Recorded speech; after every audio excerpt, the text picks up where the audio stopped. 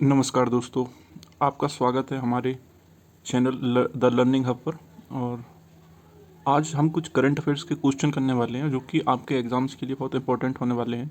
तो मैं आपको शुरू करने से पहले ये बता देता हूँ ये किस किस एग्ज़ाम्स के लिए काम आने वाला है। ये हमारे रेलवे एग्ज़ाम्स होते हैं, एनटीपीसी, टेक्नीशियन, अपना लोको पायलट का जो होता है, एएलपी एग्ज़ाम्स हो गए, रेलवे के सारे एग्ज़ाम्स हो गए।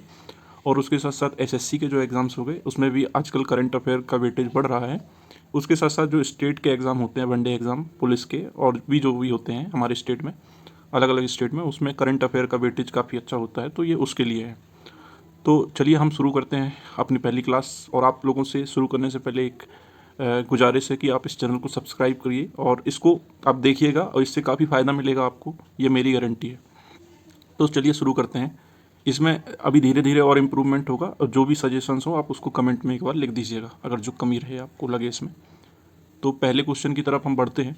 पहला क्वेश्चन बोल रहा है कि यहाँ पे क्या बोल रहा है, गणतंत्र दिवस परेड 2026 की स्पेशल थीम क्या थी। तो यहाँ पे अभी मैंने 4 ऑप्शन नहीं डाले हैं क्योंकि अभी हमको ये एक ऐसा करने वाले हैं अभी हम कि 4 ऑप्शन भी डालेंगे और इसके साथ साथ बहुत सारा कंटेंट इसके साथ जो एडिशनल होगा वो भी डालेंगे। पर चूंकि आज पहली क्लास है तो आज इस तरीके से हम कर रहे हैं। पर ये क्वेश्चन जो मैं करा रहा हूँ ये काफ़ी इंपॉर्टेंट क्वेश्चन है जो हर एग्जाम में आ सकते हैं, बिल्कुल आने की गुंजाइश है। तो यहाँ पे जो आप क्वेश्चन की तरफ बढ़ते हैं। गणतंत्र दिवस परेड 2026 की स्पेशल थीम क्या थी। तो यहाँ पे आंसर है 150 साल वंदे मातरम के 150 वर्ष।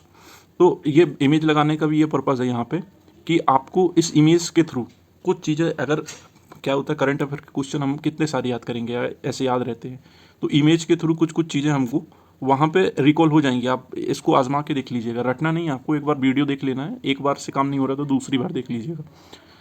तो इस तरीके से तो इसका आंसर जो हो जाएगा वो हो जाएगा वंदे मातरम के 150 वर्ष। अब हम नेक्स्ट क्वेश्चन की ओर आगे बढ़ते हैं। नेक्स्ट क्वेश्चन क्या है कि कौन सा राज्य अपने राज्य कर्मचारियों के लिए 8वां वेतन आयोग, 8th पे कमीशन गठित करने वाला पहला राज्य है। तो यहाँ आपको पता है, आंसर दिख भी रहा होगा आपको, ये आसाम है। और आसाम ऐसा पहला राज्य बना है जो 8वां वेतन आयोग जनवरी से लागू कर रहा है। तो आपको ये देख रहे होंगे, ये यहाँ के सीएम है हेमंत विश्व शर्मा, याद रखिएगा। और इसकी राजधानी आप कमेंट में बताइएगा कि आसाम की राजधानी क्या है। तीसरे क्वेश्चन की ओर हम आगे बढ़ते हैं। तो यहाँ पे है कि भारत का पहला सोवरेन एआई किस राज्य द्वारा स्थापित किया गया है। तो इसका आंसर है तमिलनाडु। आप ये लोगो भी देख रहे होंगे, यहाँ पे जो इमेज लगी है इसमें ये देख रहे होंगे, यहाँ के एक्स सीएम थे एम के स्टालिन, अभी यहाँ के सीएम कौन है, सी जोसेफ विजय। और तमिलनाडु की राजधानी चेन्नई है। तो ये पहला राज्य है जो कि सोवरेन एआई स्थापित किया है इसने अपना। चौथे क्वेश्चन की ओर हम आगे बढ़ते हैं। भारत का पहला सनराइज फेस्टिवल किस राज्य में आयोजित हुआ। तो हमारे भारत में सबसे पहले सनराइज़ कहाँ होता है, आपको इस चीज़ से समझ लेना है इसको कि सनराइज़ फेस्टिवल कहाँ होगा, जहाँ पे सबसे पहले सूरज निकलेगा। तो हमारे यहाँ सबसे पहले सूरज निकलता है अरुणाचल प्रदेश में। तो इसका आंसर हो जाएगा अरुणाचल प्रदेश। और विश्व में सबसे पहले सूरज कहाँ निकलता है ये आपको कमेंट में बताना है। पाँचवें क्वेश्चन की ओर हम आगे बढ़ते हैं। यहाँ पे है कि नेशनल टेक्सटाइल मिनिस्टर कॉन्फ्रेंस 2026 का मेज़बान राज्य रहा है, कौन सा राज्य रहा है। तो ये आसाम रहा है। और इसकी जो कॉन्फ्रेंस हुई है ये गुवाहाटी में हुई है। और इसकी थीम भी काफ़ी इंपॉर्टेंट हो जाती है हमारे वनडे एग्जाम्स में, काफ़ी पूछी भी जाती है। तो यहाँ पे है India's textiles weaving growth heritage and innovation. और आप ये देख रहे होंगे यहाँ पे टेक्सटाइल मिनिस्टर्स हैं सब राज्यों के। और यहाँ पे जो हमारे कैबिनेट के मंत्री हैं जो कि टेक्सटाइल मंत्री भी हैं, गिरिराज सिंह, ये भी आप याद रखिएगा। छठवें क्वेश्चन की ओर हम आगे बढ़ते हैं। तो यहाँ पे बोला गया है कि ऑपरेशन मिलाप, जिसके तहत सैकड़ों लापता लोगों को खोजा गया है, किस केंद्र शासित प्रदेश या राज्य पुलिस द्वारा चलाया गया। तो इसका ऑप्शन है दिल्ली पुलिस। दिल्ली पुलिस ने ये ऑपरेशन चलाया है, ऑपरेशन मिलाप। सातवें क्वेश्चन की ओर हम आगे बढ़ते हैं। तो यहाँ पे है कि नेशनल स्टैटिस्टिक्स ऑफिस यानी कि एनएसओ द्वारा असंगठित क्षेत्र के उद्यमों के लिए जारी की गई गाइडबुक का क्या नाम है। तो इसका जो नाम है ASUSE annual survey of an incorporated sector enterprises. तो ये एनएसओ का गाइड बुक है जो इन्होंने जारी की है। आठवें क्वेश्चन की ओर हम आगे बढ़ते हैं। यहाँ पे बोला है कि हाल ही में चर्चा में रहा कुंभलगढ़ वन्यजीव अभ्यारण्य, जिसे इको सेंसिटिव जोन घोषित किया गया है, किस राज्य में स्थित है? तो आपको पता होगा कि ये जो इसका आंसर राजस्थान है। और आपने इसके बारे में सुना भी होगा कि कुंभलगढ़ किला भी है यहाँ पे एक, जो कि वर्ल्ड हेरिटेज साइट में भी ये जो हमारे किले हैं ये नाम है, मतलब इनको नामित किया गया है। और आपको ये दिख रहा होगा Kumbhalgarh wild life sanctuary is located in the Rajsamand district. ये राजसमंद डिस्ट्रिक्ट राजस्थान में स्थित है। डिस्ट्रिक्ट का नाम भी याद रखिएगा। 9वें क्वेश्चन की ओर हम आगे बढ़ते हैं। तो इसमें बोला गया कि किस केंद्र शासित प्रदेश ने स्ट्राइपेड टाइगर तितली को अपनी राज्य तितली घोषित किया गया? तो इसका जो आंसर है वो है चंडीगढ़। चंडीगढ़ ने इसको अपनी राज्य तितली घोषित किया है। चंडीगढ़ क्या है? चंडीगढ़ जो है एक यूनियन टेरिटरी है जो कि हमारे नॉर्थ वेस्ट इंडिया में स्थित है और जो कि कैपिटल शेयर करती है पंजाब और हरियाणा राज्यों के साथ। ये हमको याद रखना है। अब हम 10वें क्वेश्चन की ओर आगे बढ़ते हैं। हाल में ही सुर्खियों में रहा दुर्लभ पक्षी प्रजाति सिरकीर मलकोहा पहली बार किस राज्य के पहाड़ी इलाके में देखी गई? अब उत्तरकाशी भी दिया है यहाँ पे ब्रैकेट में। तो उत्तरकाशी आप लोगों को पता होगा कि ये उत्तराखंड की बात हो रही है। तो उत्तराखंड में इस दुर्लभ पक्षी को देखा गया है। अब उत्तराखंड के गवर्नर कौन है? गुरमीत सिंह। और चीफ मिनिस्टर है पुष्कर सिंह धामी। आप मुझे ये बताइए कि यहाँ पे लोकसभा की कितनी सीटें हैं, ये कमेंट में आप मुझे बताइएगा। 11वें प्रश्न की ओर बढ़ते हैं कि जनवरी 2026 में REX 2025 अभ्यास किस संगठन द्वारा आयोजित किया गया? तो ये जो किया गया है, आयोजन किया गया है, ये हमारी भारतीय तटरक्षक बल द्वारा किया गया है। और यहाँ पे इंडियन कोस्ट गार्ड के हेडक्वार्टर्स जो है दिल्ली में है और इसके डायरेक्टर जनरल हमारे परमेश शिवमणि हैं। और जो जिसके अंतर्गत ये आता है हमारा तटरक्षक बल मिनिस्ट्री ऑफ डिफेंस के अंतर्गत आता है। ये आपको याद रखना है। 12वें प्रश्न की ओर हम आगे बढ़ते हैं। तो भारत और फ्रांस के बीच जनवरी 2026 में कौन सा संयुक्त सैन्य अभ्यास आयोजित किया गया? तो जो इसका आंसर होगा वो होगा एक्सरसाइज शक्ति। एक्सरसाइज शक्ति ये आयोजित किया गया है भारत और फ्रांस के बीच। 13वें प्रश्न की ओर हम आगे बढ़ते हैं। तो यहाँ बोला गया है कि जनवरी 2026 में किस सुरक्षा बल ने अपना 21वां स्थापना दिवस मनाया? तो इसका आंसर है NDRF, national disaster response force. 19 जनवरी को इनका राइजिंग डे था। और इसकी जो फॉर्मेशन है जो 2006 में हुई थी, स्पेशलाइज्ड फोर्स है जो कि CRPF की एक यूनिट से बनाई गई है।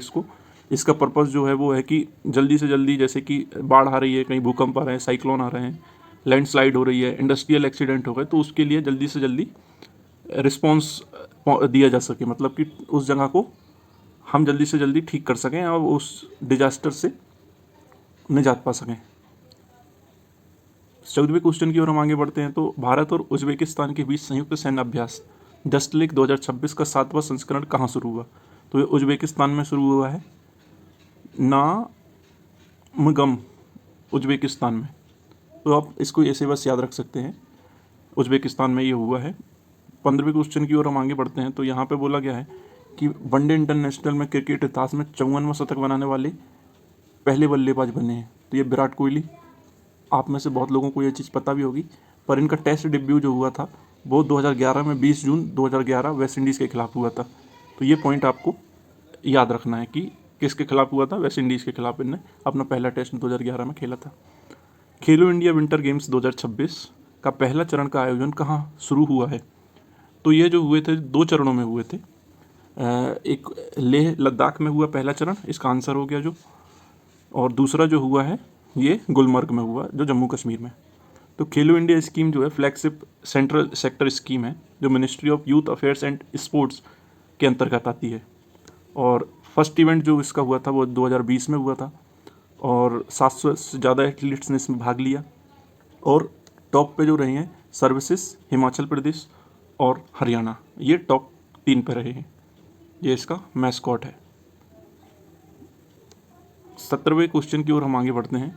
तो वर्ष 2026 में ऑस्ट्रेलिया ओपन पुरुष एकल का खिताब किसने जीता? तो इसका खिताब जो जीता है वो नोवाक जोकोविक ने जीता है। यह आप याद रखिएगा, काफ़ी इंपॉर्टेंट क्वेश्चन है ये भी। 18वें क्वेश्चन की ओर बढ़ते हैं। तो T20 इंटरनेशनल क्रिकेट में एक पारी में 8 विकेट लेने वाले दुनिया के पहले पुरुष गेंदबाज सोनम यासुब किस देश के हैं? तो ये भूटान के हैं। ये काफ़ी इम्पोर्टेंट है क्वेश्चन जो मैं करा रहा हूँ सारे आपको। और इसकी कैपिटल और लार्जेस्ट सिटी जो है थिम्पू है और करेंसी है नागट्रम। 19वें क्वेश्चन की ओर आगे बढ़ते हैं। सौराष्ट्र को हराकर किस टीम ने अपना पहला विजय हजारे ट्रॉफी खिताब जीता? तो ये विदर्भा ने जीता है। और किसको हराया है? सौराष्ट्र को हराया है और अपना पहला विजय हजारे ट्रॉफी जीती है। तो ये काफ़ी इंपॉर्टेंट क्वेश्चन है।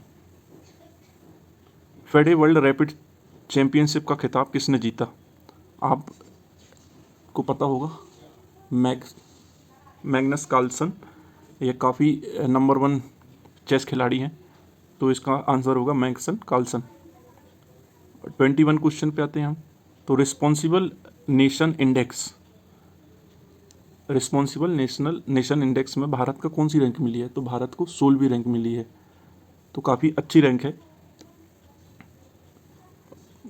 वर्ष 2022 में लगातार 10वें वर्ष किस शहर को दुनिया का सबसे सुरक्षित शहर सेफेस्ट सिटी घोषित किया गया? तो इसका आंसर होगा अबू धाबी। अबू धाबी को लगातार 10वीं बार सेफ सिटी घोषित किया गया है। 23वें क्वेश्चन की ओर हम आगे बढ़ते हैं। तो किस देश में राजा वासुदेव के काल के 2000 साल पुराने कुषाणकालीन सिक्के मिले हैं? तो ये रावलपिंडी पाकिस्तान से मिले हैं और ये कुछ कुषाणकालीन सिक्के हमको दिखाए गए हैं। World police and fire games 2029 की मेज़बानी कौन सा देश करेगा? तो हमारा प्यारा भारत इसकी मेज़बानी करेगा। World police and fire games 2029। 25वें क्वेश्चन की ओर हम आगे बढ़ते हैं। तो हाल में ही चर्चा में रहा मुकल्ला पोर्ट किस देश में स्थित है? तो ये पोर्ट यमन में स्थित है। और आपको एक क्वेश्चन पूछ रहा हूँ मैं, बंदर अब्बास ये किस देश में स्थित एक पोर्ट है या पोर्ट सिटी है? 26वें क्वेश्चन की ओर हम आगे बढ़ते हैं। तो परमाणु ऊर्जा नियामक बोर्ड AERB के नए अध्यक्ष के रूप में किसे नियुक्त किया गया है? तो इसका जो आंसर है वो है AK बाला सुब्रमण्यम। तो ये याद रखिएगा, AK बाला सुब्रमण्यम। 27वें क्वेश्चन की ओर हम आगे बढ़ते हैं। तो भारत का पहला ओपन सी फिश फार्म कहाँ लॉन्च किया गया है? तो भारत का पहला ओपन सी फिश फार्म जो कि इस तरीके से दिख रहा है, ये अंडमान एंड निकोबार में स्थापित किया गया है। ये मुझे लगता है IMP क्वेश्चन है और ये बहुत ज़्यादा पूछने की संभावना भी बन सकती है इसमें।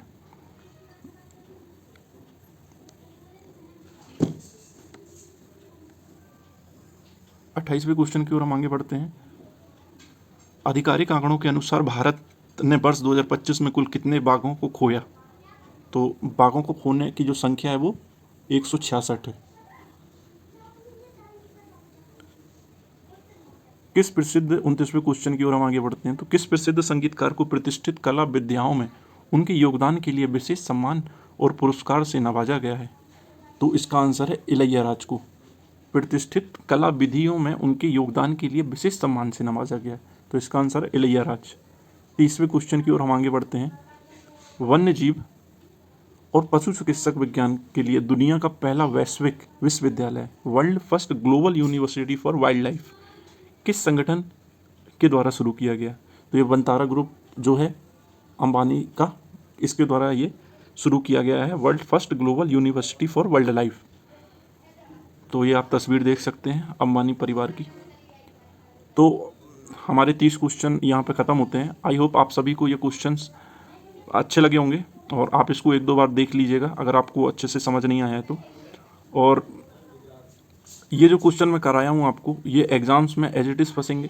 जिस तरीके से क्वेश्चंस के हैं, जिस तरीके क्वेश्चंस हैं, ये काफ़ी अच्छे क्वेश्चंस हैं और आई होप आप सभी को ये अच्छा लगा होगा। तो ये पहली वीडियो थी और इसी तरह वीडियो मैं लाता रहूँगा। आप मुझे सपोर्ट करिए और चैनल को सब्सक्राइब करिएगा और इसको शेयर भी कीजिएगा। Thank you so much.